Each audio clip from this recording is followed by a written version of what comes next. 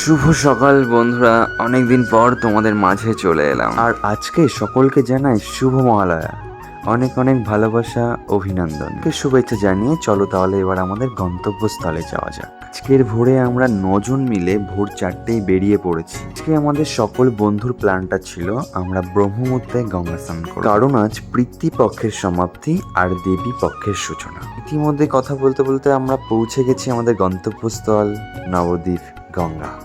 এসে দেখছি আমাদের মতন অনেকেই এসছে আজকের এই শুভ দিনে স্নান করতে, আর আমাদের বন্ধুগণও সবাই রেডি হচ্ছে, কারণ আমাদের এবার স্নান করতে যেতে হবে। এরপরে দীপ কি বলছে ছবি তুলবে কেন দীপ? পোস্ট করবা?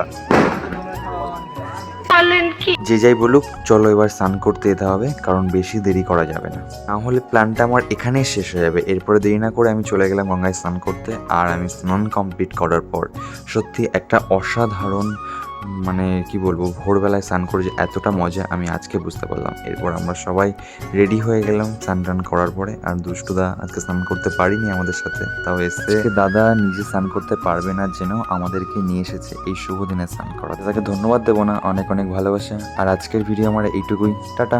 সবশেষে কেউ বলতে ভুলো না, জয় দুর্গা মা।